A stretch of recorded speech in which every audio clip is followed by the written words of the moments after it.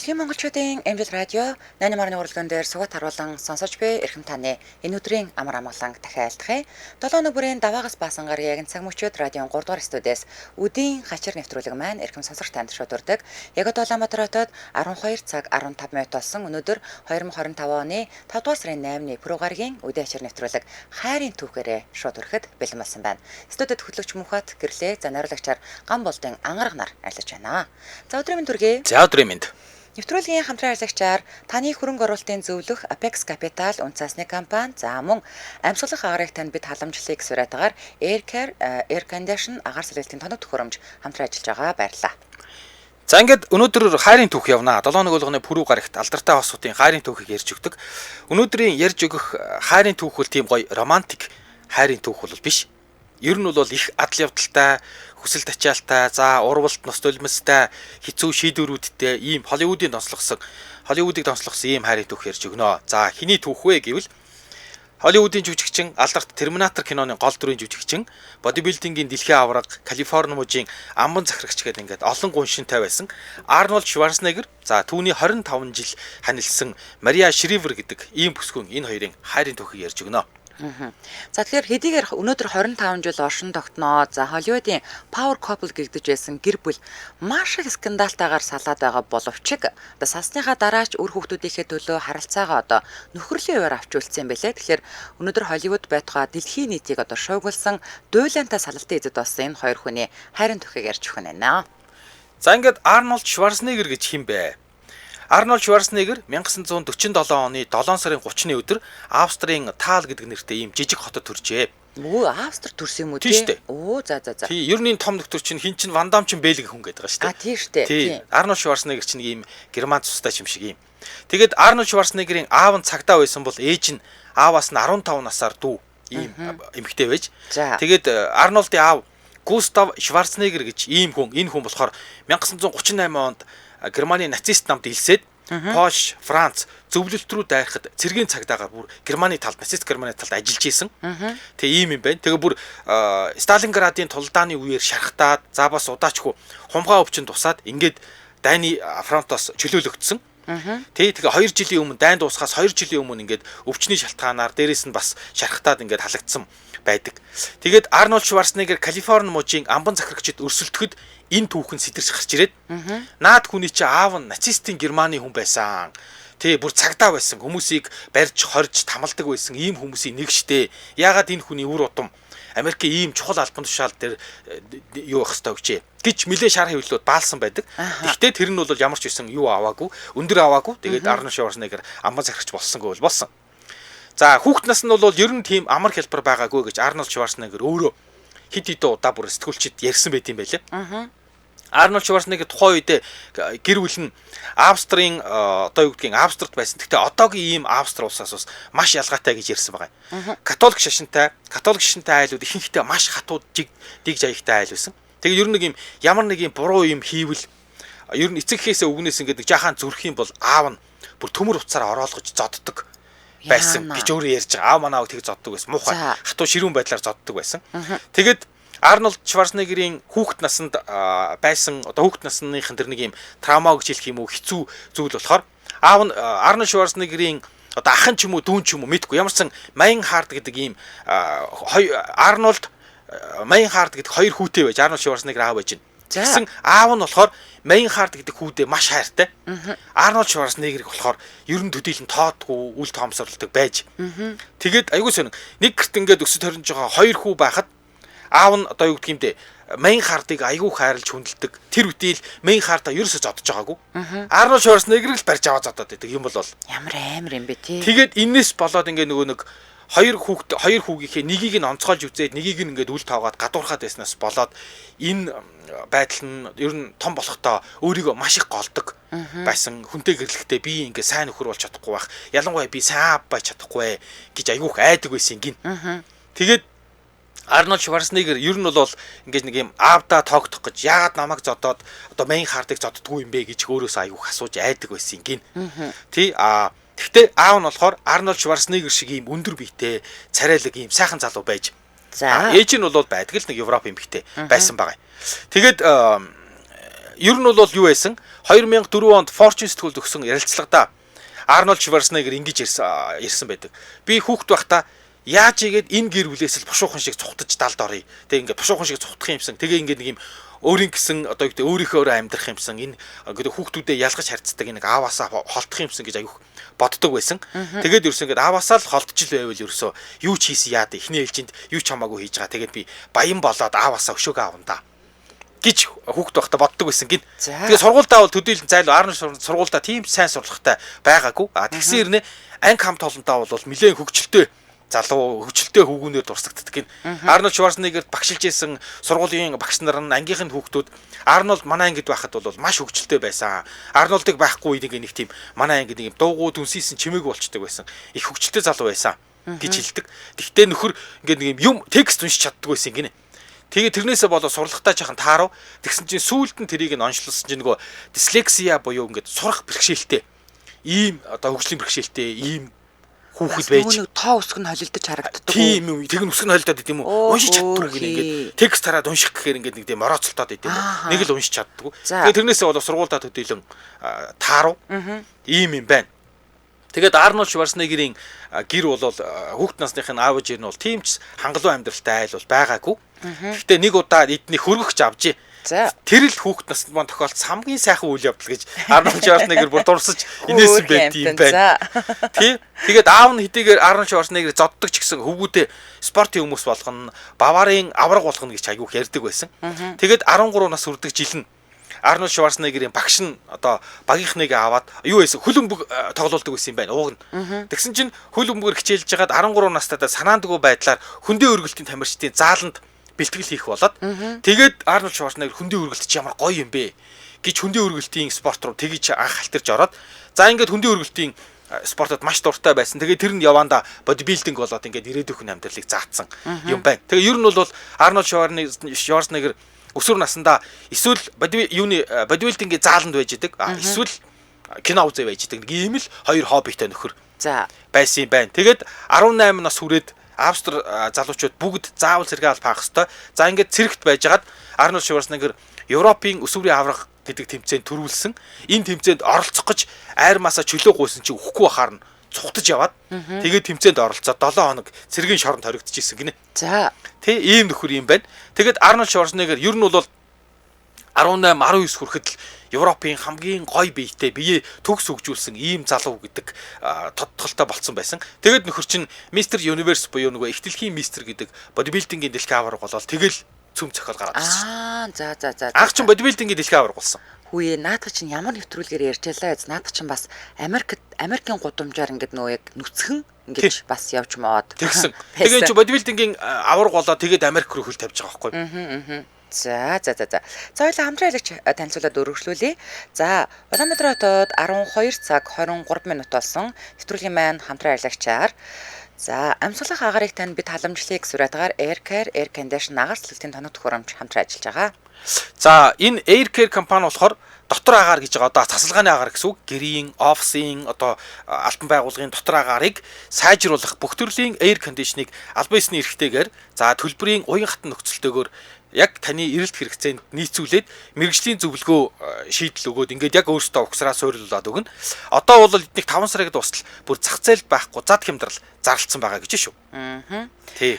За тэгэхээр хэрэглэгчдэд Panasonic болон Air Care брэндийн бүтээгдэхүүнийг санал болгодог. Улаанбаатар хот бол ер нь орон нутагт ч гэсэн угсралт суйрлуулалтын үйлчилгээг чанарын өндөр түвшинд хийж гүйцэтгэдэг.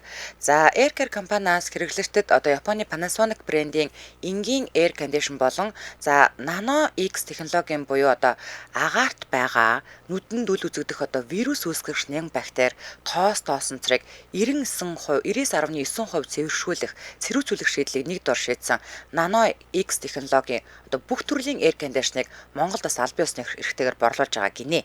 За дээрэс нь өөрийнхөө Air Care брендийн агаар сэлгэх air conditioner-уудыг санал болгож байгаа. За Монголын одоо эрсдэс уур амьсгалтай орчин нөхцөл тохирсон хэрэглэгчдийн эрэлт хэрэгцээнд нийцсэн евро стандартад бас нийцсэн дотоод агарын чанарыг сайжруулах, цэрүүн тав тухтай ажиллах, амьдрах орчин нөхцөлийг бүрдүүлэх шаардлагатай бүх төрлийн орчинд ашиглах боломжтой бүх төрлийн air conditioner одоо 1 HP, 1.1 HP, 2 HP, 3 HP, 5 HP гэсэн юм бүр хүчин чадлын сонголтоор бэлэн борлуулагдаж байна гинэ. За тэгээд энэ AirCare брендийн кондишнууд болохоор цахилгаан зарцуулалт бага байдаг юм байна. Дээрээс нь дуу чимээ маш багатай. Тийм. Тэгээд тодорхой температурт халуун хүйтнээр ажилдгаар онцлогтой юм байна. Тэгээд яг давуу тал нь мэдээж эднийх төлбөрийн хувьд уянхат нөхцөлтэй зээлэр авчиж болно. За тэгээд угсралт суйрлуулалтын үйлчилгээг мэрэгжлийн туршлагатай хамт олон гүйцэтгэх нь яг таны захиалгын чинь дагуу эхлээд мэрэгжлийн хүмүүс очиод яг хаана одоо юу гэдгийг air condition суйрлуулах гэдэг юм бай гэдгийг хараад тэгж байгаа танд зөвлөгөө өгнө. Тийм магадгүй бид нар чинь мэдэхгүй байж байгаад ингээд амар том талбайд нэг жижигхэн air condition тавиулах гэж магадгүй шүү дээ. Тийм ээ. Хямдын бодоод.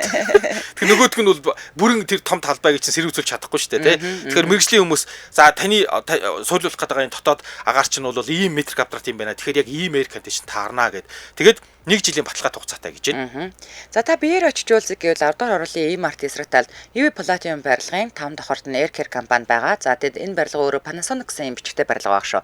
Илүү дэлгэрэнгүй мэдээлэл нь 95-8 9432 95-7 9432 гэдэг утсуудаас аваарай. За AirCare Zegmen гэж бичээд вебсайт руу орж болно. За Air Condition гэж бичээд Facebook руу нас орж болно. Ингээд нэвтрүүлгийн хамтран аялагчаар амьсгалах агарыг танд бид халамжлая. AirCare Air Condition агаар сэлгэлтийн тоног төхөөрөмж хамтран ажиллаж байгаа баярлаа. За баярлаа. За өдөө ачаар нэвтрүүлэг радиогийн 1-р студиэс хайрын түүхээр үргэлжлэн урж байна. Өнөөдөр бид хоёр Арнольд Шварценеггерийн хайрын түүхийг ярьж өгч байна. За би Мария Шреврийн товч намтрыг хүргэе. За нэгэн цагт Калифорни мужийн тэргүүн хатагтай явсан Мария Шреврийн хувьд 1955 оны 11 сарын 6-нд Иллинойс мужийн Чикаго хотод төрсөн. За аавынх нь хувьд бол Саржент Шревер гэдэг улс төрч байсан бол ээж нь Кеннеди гэдэг овогтой. За тэгэхээр яасан бах нь Маригийн ээж нь нэгдсэн улсын 35 дахь ерөнхийлөгч Джон Фицжеральд Кеннедигийн төрсөн дүүн гэсэн үг аахгүй юу? Пүүх тийм үү? Паа. Тэгэхээр яасан байх нь Арнольд маань Америкийн улс төрийн маш том гэр бүлийн үзэсгэлэнтэй гүнжээг авцуулсан гэсэн үг байна тийм үү? Тийм байх нь.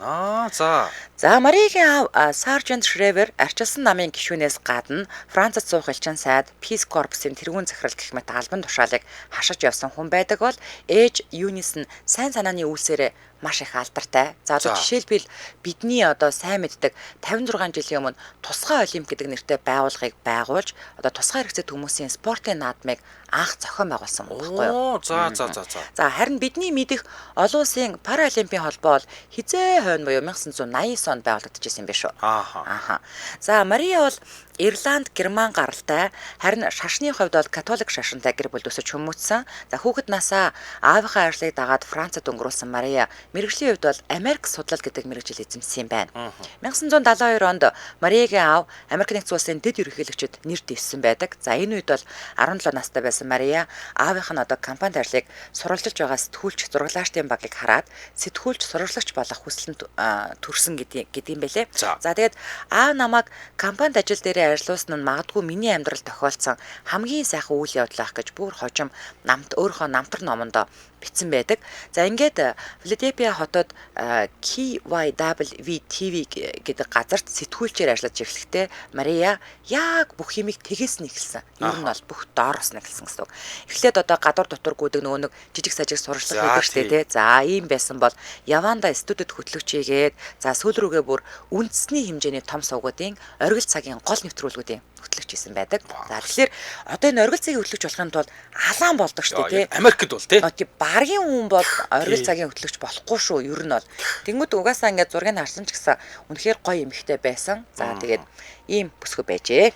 Тэгвэл тэгээ ямар ч байсан одоо юу гэдэг том Кеннедигийн удам байж тэрүүгээрээ ингээд улс төрийн албан тушаалч гэдэг юм уу те ингээгүй юм байна те яг өөрийнхөө хүчээр гарч ирсэн айхтар хүн байна. Тийм.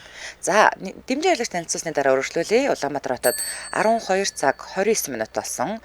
За нэвтрүүлгийн маань дэмжээ ярилцлагчаар E-Mart илүү чанарыг илүү хямдар гэсэн уриатаар дэмжиж ажиллаж байгаа.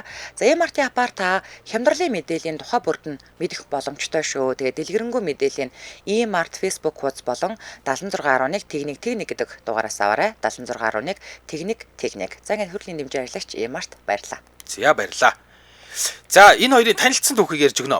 За ингэсэн юм байна. Тухайн үед Арнольд Шварценеггер Америкт ирээд танилцсан анх Арнольд Шварценеггер Америкт ирээд Барбара Отланд гэдэг ийм англи хэлний багш бүсгүүдэд танилцаад тэгээд нөгөө бүсгүүгээр англи хэл заалгаа. Тэгээд нөгөө Барбара Отланд нь Арнольд Шварценеггер бүр ухаангүй хайртай байсан болохоор гэрт нь 5 жил амьдэрсэн байгаа. За. Тий, тэгээд англи хэлнийхээ багшийн гэрт нь бүр 5 жил амьдэрсэн. За ингээд 5 жил амьдарч жагаад тэгээ ер нь бол Америк англиний багш эмэгтэйгээр бараг тижээлгэжтэй ингэж Америкт хөлөө олцоод 5 жил тэднийдээ байжгаад тэгээд энэ хоёр салаад Beverly Hills-ийн өсчин бүсгүүтэй Арнольд Шварценеггер айгуу тийм тухайн үедээ нээлттэй харилцаатай байсан гэж байгаа. За. Тэр нь нээлттэй харилцаа гэдэг нь бол ер нь бол за хоёулаа одоо юу гэдэг те чи хинтэй ч уулзсан болно би хинтэй ч уулзсан болно. Тэгтээ хоёулаа бол хамтдаа амьдрнаа. За. Гэдэг ийм маягаар. Тий. Тэгсэн юу байсан? Арнольд Шварценеггер юу эсвэл 77 онд Арнольд Шварценеггер 30-та Мария Шривер тэр үед 22 настай байжээ. Тэгсэн Роберт Кеннедигийн нэрэмжит газрын теннисний тэмцээн дээр энэ хоёр анх бие биенийг хаарсан гэж байна. За. Роберт Кеннеди гэдэг чинь Джон Кеннедигийн төрсөн дүү. Америк нэгдсэн улсын ерөнхий прокурор байжгаад бас буудуулсан. Тэгээ энэ үний нэрэмжит ийм газрын теннисний тэмцээн дээр энэ яг ийм Америкийн том баячууд болохоор ийм одоо юу гэдэг юм те хандив үйлчлэг зохион байгуулдаг. Тэгээ хандив цуглуулдаг. Тэгээ тэн дээр дандаа алдартай хүмүүсийг цуглуулдаг. Тэгээ тэрэн дээр нь тухайн үед хөөхөн хурган алдартай болсон Арнольд Шварценеггер өргөдөжээ. За. Тэгээ нөгөө бодибилдингийн маш алдартай тамирчин болсон байсан. Тэнгууд нөхөр тооцоолсон байгаа. За улс төр урлаг соёлын том Америкчууд тэнд очиноо. Хашир бол өөрөө бүр газрын теннис битэн хэлбэр нэг удаа цохиурч барьж үзээгүй. Гэтэ Арнольд Шварценеггер өрөнгөт нөхөр нэг татгалзах гэснэ. Гүгэн энд чи Америкийн томчууд очино. Би тийшээ очиж танилцах хэрэгтэй гэж бодоод тэгээд нөхөр бол маш том боломж юм байна гэж бодоод урилгыг нь хүлээж аваа. Тэгээд очисон баг. За ингээд очисон энэ юуг тэмцээнийг зохион байгуулагчдын нэг нь болох Юнис Шривер одоо өөрийнх нь хатан байж ирээдүйн хатан байж байна. Тий. За ингээд тэр хатан байж их нь гэрт болсон юм байна. Тэгсэн ингээд нөгөө том дээд зэнзааныхаа оролцоол ингээд арга хэмжээ болоод тэгсэн яг арга хэмжээний үеэр Америкийн нэртэй сэтгүүлч Том Браков гэдэг ийм хүн Австри улсаас ирсэн гэдэг ингээд Арнольд Шварценеггерийг Мариатай танилцуулжээ. За энэ бол ингээд ийм Австри гаралтай тэгээд Америкт амьдарч байгаа ийм бодибилдингийн тамирчин байна гэд. Тийм. Тэгсэн мэдээж тэр хоёр ингээд танилцаад анхандаа бол ойр зүрийн үг танилцаад ингээд үжлэг дээр танилцсан юм байна. Тэгсэн чинь юу байсан? Арнольд Шварценеггер тэр үед англи хэлэн жоохон тааруу байсан гинэ. Юу айгүй жоохон юм хавг дуудлагатай ярьдаг. За. Тэгсэн Арнольд Шварценеггер танилцсангуудаа танилцаад аваачаад ингээд нэг жоохон ойр зүрийн юм ярьжсэн аа. Чи сайхан өгцөгтэй юм а гэд хэлцээ гинэ. Тэгэхэд Мария Шривер 166 см өндөртэй, Арнольд Шварценеггер 188 см өндөртэй. Тэгээ ингээд өөрөөс нь маш өндөр тэгээд нэг юм хөдөр бадар биетэй тэгээ нэг тийм жоохон сонин инээмсэглдэг. Тэгээ англи хэл нэг юм хазгаа морий нэг ийм нөхөр. Чид сайхан өгцөгтэй юм а гэд хэлэхэд ер нь бол өөр хүнд бол үнэхээр игдвцгээр эвгүүцгээр ямар бүдүүлэх залуу вэ? Түнгээр танилцсангуудаа тийм ямар бүдүүлэх залуу вэ гэж хэлэхээр тэгсэн чинь яагаад чим яг тэрэнд нь Мария Шривер юус эвгүүцээг үгнэ. За. Тий, тэгээ бүр сүулт нь нөгөө нэг юм эв хавгүй тэр залуу тандаад бүр Мария Шривер тэгсэн байгаа. Чи ингээ юу хийд юм бэ гэсэн чи би ингээд бодибилд ингээ хичээлдэг. Тэгээ их ихтэй тэмцээнд оролцдог юм даа гэд. Тэгсэн чинь чи тэгээ тэмцээнийхэн дараа юу хийх вэ? Гингууд Арнольд Шварценеггер тэгсэн гинэ. Чамааг л бодох бах та. За. Гэж сэтгэсэн байгаа. За. Тэгсэн чинь Мария Шривер шууд за тэгвэл одоо юу гэдэг ингээд тий чамааг л бодох бах та гингууд нь. Тэгвэл хоёлаа хамт далайн эрг явах уу гэж Мария Шривер анх Арнольд Шварценеггер санал тавьсан юм байна. За. Тэгсэн ер нь бол Мария Шривер бол ерөөсөө нөгөө хүүхд байхасаа эхлээд Кеннедигийн удам буюу тий ээж нь Кеннедигийн төрсөн дүүгээд ингээд Кеннедигийн сүрдмээр том удам тэгээ стереотип гэж хэлдэг нэг юм тогтсон ойлголт байдаг. Мария Шриверээс ирчүүд залуучууд айгүй сүрддэг байсан гинэ. Кеннедигийн удам юм гэхдээ айдаг, хүндэлдэг. Тэгээ хүндлээд ирэхээр ингээд нөгөө сэтгэн чаддггүй ч гэдэг юм уу тий. Тэгээд ирсэн чинь нэг юм хазгаа мөрөө хийлтэй нэг Австри залуу чи сайхан үзэгтэй яваа гэдэг. Айж ичгчгүй баг тэр нь өөрт нь айгу сонир санагдсан баг. Тийм баг. Тий гэж бүх залуучууд айгаад ингээд удмаас нь айгаад байсан бол тэгээд айгу сонин эрхчлөөтэй чимсэг санагдаад тэгээд өөрөө болзоонд өрсөн. Тэгсэн чинь Арнольд Шварценеггер тэр үед бол амар хүүхэмсэг өсөн гинэ. За яагаад гэсэн чинь ерөөсөө болцдог газар ганцхан болцдог газар нь далайн эрг. Ягаад далайн эрэгт болж байгаа юм бол заавал далайн эрэг дээр нүцгэн болцсон. Тэгээ нэг биеэ гайхуулах гэж өөрт нөгөө ганц давуу тал нь тэр.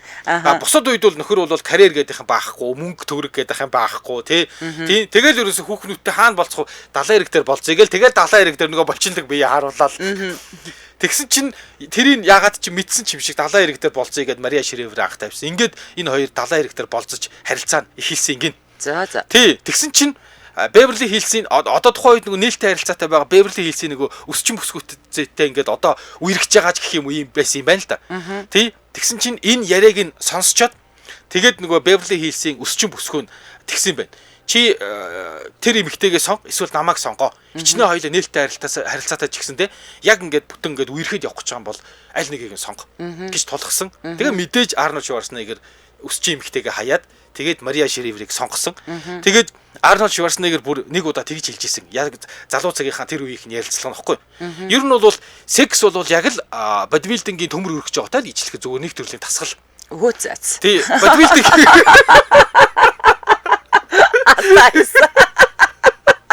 Аваа. Тий, тэгээд бодибилдингийг одоо үгдийн бодибилдинг бол зааланд төмөр өргөж дасгал хийдэг. Секс бол орон дотор эмэгтэй хүнтэй дасгал хийдэг.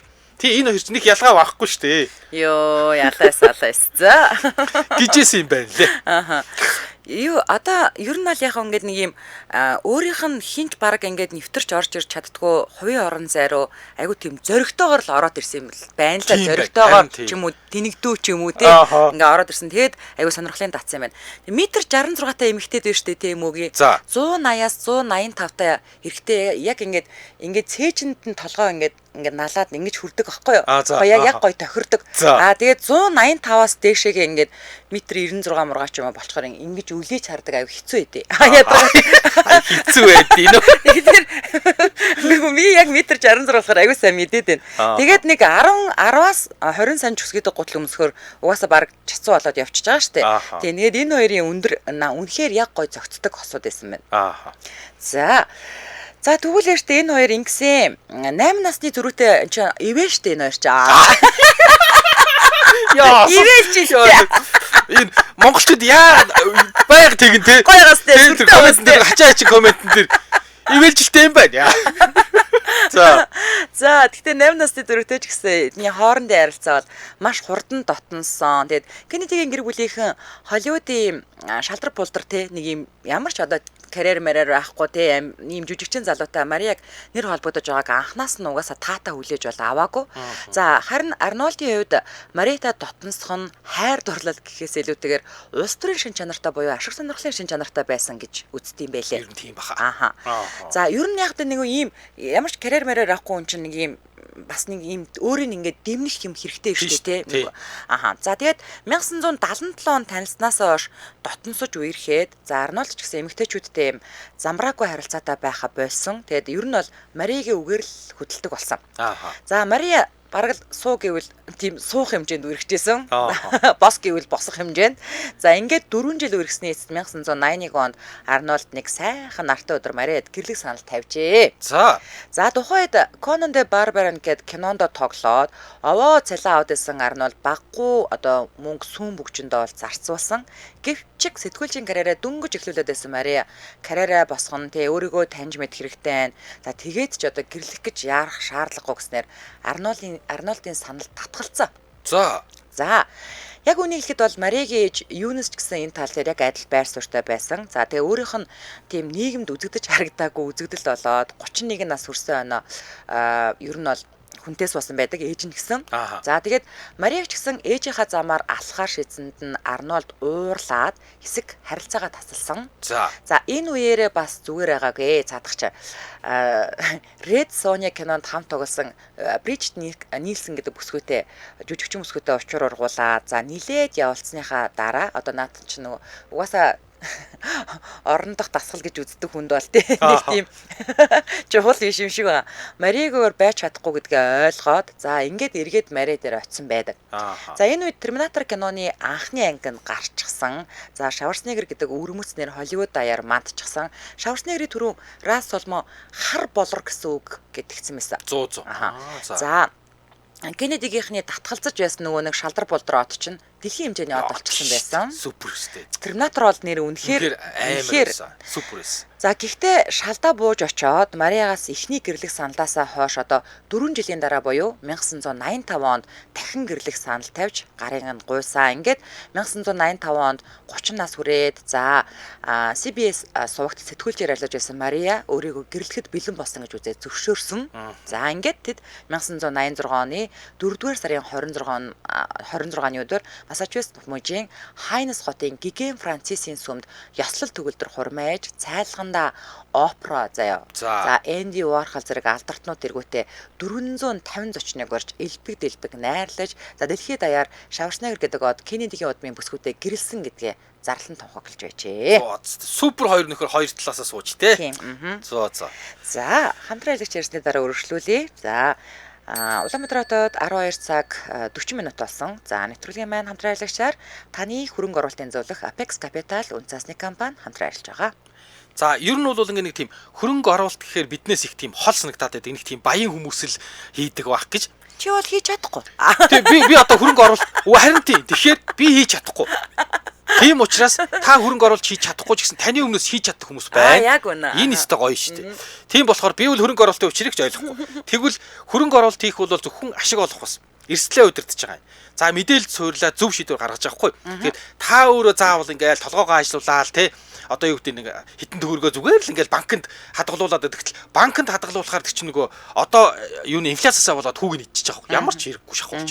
Тийм болохоор мөнгө өсгөе гэж байгаа бол Apex Capital-аар зөвлөмж аваад ингээд Apex Capital-ын мэрэгжлийн одоо юу гэдэг underwriter мэрэгжлийн тэр юунууд шинжээчнэр харж агаад та ийшээ хөрөнгө оруул те тэр хувьцааг худалдаж ав одоо тэрийн зарыг гэдэг ингээд тантай зөвлөөд ингээд таны хөрөнгийг чинь босгож өгнө гэсэн үг байхгүй. За тэгэд эдний одоо хөрөнгө оруулалтын зөвлөх үйлчлэг нь тийм байна. Нэг юм 10-аас 20 асуулт бүхий асуулгын тусламжтайгаар одоо таны тэр хөрөнгө оруулалтын зан төлөв чинь тодорхойлоод одоо ер нь нэг одоо энэ хүн хаашаагаа ер нь хөрөнгө оруулал зүгээр ч юм бэ гэдэг юм уу эсвэл ер нь ингээл ямар ч байсан нэг ийм асуумжаар тодорхойлоод тэгээ хувь хүний онцлог тохирсон зөвлөгөө өгөөд тэгээ ийм багц санал болгох үйлчлэгээ үзүүлдэг юм байна л да. За тэгэхээр та өөр тохирсон хөрөнгө оруулалтын багцын тусламжтайгаар одоо зах зээлийн дунджаас одоо өндөр өгөөжийг хамгийн бага эрсдлээр аваарай ч гэдэг юм уу те. За дээрэс нь хөрөнгө оруулалтын зөвлөгтэй холбогдоод одоо тухайн салбарынхаа зах зээлийн цаг үе те. Ер нь бол одоо ингээд судалгаа хийжтэй одоо яаж ч бодсон аль салбар одоо илүү их одоо хөрөнгө оруулах юм бол ашигтай байна ч гэдэг юм уу те. За энэ судалгааных нь та өөрөө хийж явахгүй шууд ингээд сайхан мэдээг ингээд өгчин. За мэдээлэл болон хөрөнгө оруулалтын шийдвэр гаргахад дэмжлэг авах ийм боломжтойгоо. За тэгээд эднийх таны хэрэгцээнд тохирсон шийдлийг санал болгоод хөрөнгө оруулалтаа амжилттай удирдахад чинь туслах нэ. Ингэдэг гинэ. Зарим хүмүүс амар эрсдэлтэй хөрөнгө оруулах дуртай байдаг юм. Зүгээр яадаг шатсан ч хамаагүй. Цөм олвол цөм олно. Шатвал цөм шатна. Ийм харагдахтай хүн байдаг юм. За зарим хүмүүс бол маш тогтвортой, бага ашигтай. Тэгтээ би заавал мөнгө босгох өсгөн тэгтээ ихээр бол биш. Би юу ч алдахгүй. Зүгээр багаарч болтгоо ингээд айжоохон хөрөнгө оруулаад өсгөөд явна гэдэг ийм зан чанартай хүмүүс байдаг. Тэгэхээр тэр нөгөө 10-аас 20 асуулт бүхэд тусламжаар л юугаар л зан чанар нь харах нь байна л да. Яг үнэ. За тэгэхээр та Apex-ийн албан ёсны сайтаар н ороод захин маягаа бүртгүүлээд дотоодын болон гадаад хөрөнгийн зах зээлтэй холбоотой мэдээллийг 7 хоног тутам авах боломжтойгоос гадна Apex Trader апп татаад үнцаасны данс нээж хөрөнгийн зах зээлийн үйлчлэгийг бол гар утсаараа хэлбэршүүлж аваарай. Илүү дэлгэрэнгүй мэдээллийн 7510 75 тэг гэдэг утаснаас аваарай. 7510 75 тэг. За ингээд нэвтрүүлгийн хамтран аялагчаар таны хөрөнгө оруулалтын зөвлөх Apex Capital үнцаасны компани хамтран ажиллаж байна. Баярлалаа. За баярлалаа. Доктортой өсөлтийг тууштай байдлаар гэж шүү. За бид Арнольд Шварценеггерийн хайрын түүхийг ярьж байна. За ингээд энэ хоёр маань гэрэлсэн. Маш сүртэй хурим хийсэн. За ингээд гэрлээд Лос Анжелесийн Брентвуд гэдэг газар 1000 м квадрат маш тансаг орон сууцнд амьдарч ирсэн. За эхлээд аль нь карьерээ хөөж агаад гэрэлснээс 2 жилийн дараа хүүхэдтэй болоод 89 онд за уугаа охин өлгөдөж авсан. За дараа нь 91 онд 93, 97 онуудад ингээд 2 охин 2 хүүтэй болсон. Тий. За ингээд Мария Ширеверч гэр бүлийн сайн эзэгтэй гэдгээ харуулад 2 охин 2 хүүгээ маш сайн өсгөөд за нөхрийнхөө арт талыг баттаагаад бүр нөхрийгөө Холливуудын жүжигчнээс Калифорни амбан захирагчаар сонгогдох хүртэл артлыг нь маш сайн дааж ажилласан. За бүр сонгогдсныхын дараа ч гэсэн Калифорнийн тэргүүн хатагтай гэдэг одоо албан бус үүргийг гүйцэтгсэн. Тэгэхдээ нөгөө сурсан цаг сураар болж болдгоо гэдэг шиг Арнольд Шварценеггер ер нь бол ингээд олон жил алдартай явсан. За гэхдээ ер нь бол нөгөө нэг замбраагүй амьдралаасаа гэр бүлийн тогтвортой сайн амьдрал донд нэлээ удаа явсан. Тэгж жагаад тэгээд буцаад нөгөө нэг задгаан амьдрал руугаа үе гулссан юм байна. Тэгээд ер нь бол ингэсэн Арнольд Шварценеггерийн одоо энэ сурсан цаг сураар боож болтгоо заанад 2011 онд тодорхой болоод тухайн жилдээ яг 11 онд нь эхнэр Мария Шривер салах өргөдлөө шүүхэд төрүүлж өгсөн. За эдний тэр нөгөө 1000 м квадрат талбайтай Брентвудын харшид Гватемал гаралтай Милред Патрисия Байна гэдэг ийм эмэгтэй бүр 20 гаруй жил эдний гэр бүлийн одоо туслах гэрээ үйлчлэгч хийдэг байсан юм байна. За. Тий бүр 20 гаруй жил ингээд ажилласан. Тэгээ бүр ингээд хүүхдүүд нь бүр ингээд тэр Мария Байна гэдэг эмэгтэйдээ бүр тасцсан. Тэгээд Мариагийн хийсэн хоолол идэн өөр одоо гэрээ үйлчлэгчийн хийсэн хоолыг идэхгүй гэдэг хэмжээнд хүртлээ. Тэгтлээ бүр гэр бүлийнх нь гишүүн болж 20 гаруй жил яг ингээд эдний гэр бүлд үйлчлэгчээр ажилласан юм байна. Тэгсэн Мария Патрисия Байна гэдэг Патрисия Байна 97 онд би жирэмсэн болчлоо гэд ингээд ихнэр Шварценеггер ихнэр хоёрт нь хэлжээ. Яана. Тэгээ нөгөөдөл нь бүр ингээд тасцсан байсан учраас чи ингээд тий ингээд манад ингээд амьдраад тий декрет аваад ингээд төрөх хүртлээ манаа дээр ингээд байж байгаа. Тэгээ декрет аваад ингээд ажиллаад ингээд яваа гэд. Тэгээ Мария ч гэсэн ингээд би ажилласаа гармааргүй байна гэсэн юм шиг. За ингээд яг тэр үед нь Шварценеггерийн Арнольд Шварценеггерийн ихнэр 4-т хүүхдээ дээжсэн бас. уу? Тий. Хүүхд. За ингээд зэрэг эзэгтэй жирэмсэн, гэрээ үйлчлэгчин жирэмсэн. За ингээд явж хагаад Мария Шревер 97 оны 9 сарын сүүлээр 4-т хүүхдээ төрүүлсэн байгаа. Тэгсэн чинь гэрээ үйлчлэгч нь Мария Шреверээс 5 хоногийн дараа төрсөн. Яа. Яа. Тэгээд юм бэ чи. Тэгээд Патрисия гэдэг гэрээ үйлчлэгч нь Мария Шревер буюу Арнольд Шварценеггер ихрээс 5 хоногийн дараа төрөөд хүүтэй болсон. Тэгээ хүүгээ Жозепо гэж нэрлсэн юм байна. За. Тэгсэн Патрисия Байна Арнольд Шварценеггерийн хүүхдийг тээснэ, төрүүлснэ хинд ч хэлээгүй. Гэхдээ энэ нэг тийм ихнэр нь үнэхээр гоё хүүхэн штэ. Энэ гэрээ үйлчлэгч нь ерөөсөө ч гоё биш вэ. Энэ одоо 20 жил хамт ажиллахаар наадах Арнольдоос асуу. Асчт юм ааш юм балаа юм бэ энэ ч одоо. За тэгээ ингээд гэртэн шахуу төрөөд ингээд хамтдаа ингээд ихнэр нь ч төрөөд гэрээ үйлчлэгч нь ч төрөөд хүүхдүүдээ ингээд бүр тэгээд дараа нь үргэлжлүүлээд төрчөөд тэгээд өөрийнхөө хүүхдийг хамт аваад ингээд амьдраад өсгөө явсан баг. За. Тэгсэн чинь Мария Шревер гээд Арнольд Шварценеггер ихнэр юу ч мэдэхгүй явж байсан аа. Гинтхэн ингээд нэг хүүхд нь том болоод эхлэн штэ тэг гэрээ үйлчлэгч. Тэгсэн чинь Арнольд Шварценеггерт айгүй адилхан хүүхд яваад байдаг. Үгүй угаасаа тэр бутууч хүн ядж байгаад хамгийн адилхан нэг нэ юм хоёр Америкаас. Харин тийм балаа юм бэ. Угаасаа тэгдэг гэдэг бас амьдрал дээр те бүрстэ нэг нуух тувсан бүрстэ бүр илүү хүүхдээс нь өөрийнх нь хүүхдээс илүү адилхан. Тэгсэн чинь Мария Шревер анзаараад тэгээд тэр Жозепо гэдэг хүүхдийг нь харж агаад тэгээд шууд тулгаж асуусан гинэ. Гэрээ үйлчлэгчээс Патрисия Байна гэдэгээс шууд тулгаж асуусан. Тэгсэн чинь Патрисия Байна гэдэг гэрээ үйлчлэгч нь тийм ээ энэ бол Арнольдын хүүхдээ. Яана гэж хүлээн зөвшөөрсөн баг. Ямар хэрэг вэ? За бүр энэ хэрэг болсны дараа мэдээж Мария Шревер ингээд салах хөргөлөө өгсөн. Хийгээш. За Арнольд Шварценеггер бүр хожим гэж байгаа. 7-8 настай байхад нь өөрийнхөө тэр Жозепо гэдэг хүүтэй гэдгээ өөрөө мэдээд өөрөө Арнольд Шварценеггер мэдээг өөрийг нь хүүхд гэдгийг ястаа бүтгэхгүй. Тэгээд сүүлд нь ямар ч байсан одоо юу гэдэг миний хүүхд юм байна гэдг нь тодорхой болоо. Тэгээд Арнольд Шварценеггер яг эцэг хүний хуваар хариуцлагаа хүлээгээд тэгээд ингээд нэг аав хүний хувьд одоо юу гэдэг нэг тэтгэмжээ өгж эхэлсэн байт юм байна лээ.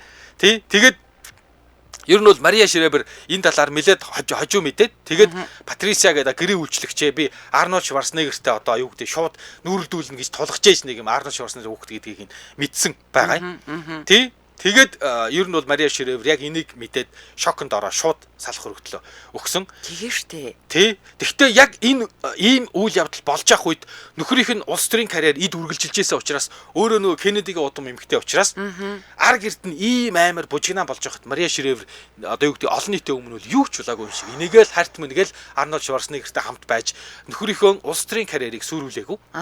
Тэгээд ингэж төвчиж явж хагаад тэгээд тодорхой хэмжээний хугацаа өнгөрснөөхөө дараа салалтаа зарласан байт юм байлээ. Одоо тэгээд Шварценеггер чинь 70 гарцсан хүн байгаа штэ тий. За ингээ Холливуд төдийгүй Америк Австрали амьдралд нөлөө бүхий гэр бүл байсан Шварценеггер их гэдэг айл 2011 онд одоо энэ дүүлэн шуугантай мэдээлэл задарсны дараа одоо өстой нөгөө нэг сүрснээс ер нь бол ялгаагүй л болсон доо одоо ер нь бараг сүрсэндээ. За яаж яах нөгөө Арнольдтой усны тусалт мэт адилхан хүүгийнхэн зургийг шар хэвлүүд нийтлээд бүр амар заяаг нь үзүүлэхэ болсон. За тэгээд одоо ч гэсэн нөгөөх нь том болоод яг аавтайгаа амар адилхан бас ингээд юугаар хичээлдэг. Бодибилдингээр хичээлдэг юм зато. За тэгээд Мария ч өстой тесэн гэхэд нөгөө хэр удаан тэсгүүдээ тий. Яг нөхрийнхөө хууралтыг уучлах ямар ч боломжгүй гэснээр шүүхэд салах хөргөлөө өгөөд 2021 онд салалт нь эцсэн шийдвэрлэгдсэн. Одоо өөрөөр хэлэх юм бол 11 оноос хойш ингээд 10 жил үргэлжилсэн байна штэ тий. Ер нь ингээ 21 онд одоо салалтны эцсэн шийдвэрлэгдсэн. За харин Арнольд өөрийнхөө 5 хүүхдийнхээ өмнө хүлээсэн эцэг хүний үүргээ сайтар биелүүлсэн бол Мария хүүхдүүдийнхээ тусын тулд одоо нөхөрсөг харилцаагаа хэвээр авч үлдсэн. За Арнольд салалтынхаа үеэр эр хүн шиг зан гаргаад за Мариад учруулсан сэтгэл санааных нь хохирлыг эд хөрөнгөөр нөхөх боломжгүй ч одоо салалтаас хойш Шварценеггерийн олсон бүх өмч хөрөнгийн тэн хагасыг нь хүртэх эрхийг өгсөн. За Арнольдоос нэгэн сэтгүүлч амьдралдаа хамгийн харамсдаг зүйл чинь юу вэ гэж асуусан чинь гэр бүлээ сүрүүлж эхнэрээ гомдоосондоо 1 насаараа харамсаж явдгаа гэж хариулж байсан. За одоо Хедер Миллиган гэдэг эмч өсгөөтэй бол хамтран амьдардаг ч Марияг 1 насныхаа хайр байсан гэж удаа дараа хэлж байсан Арнольд Шварценеггер энэ жил 77 настай бол Мария олонний нүдэнд өртөхгүй нам гүмхэн амьдарч байгаа. За тэгээ Мариагаас төрсөн 4 хүүхдийн нэг нь аавынхаа замаар алхаж Холливуудын жүжигчин болсон бол баг хүн одоо домог болсон Болвидийн аавтайгаа байж тарган бүдүүн байдаг гэд байнга хэвлэж шүүмжлүүлдэг. За харин Патрисия Баянаас гарсан нөгөө хүү Жозепин энэ жил 27 настай. За метр 88 см өндөр. За 100 орчим килограмм жинтэй энэ залуу кино урлагт орох гэж бүтлгүүдээд одоо үйл хөдлөлийн бизнес эрхэлж байгаа юм байл шүү. За хүүхдүүд нэг иймэрхүү. За.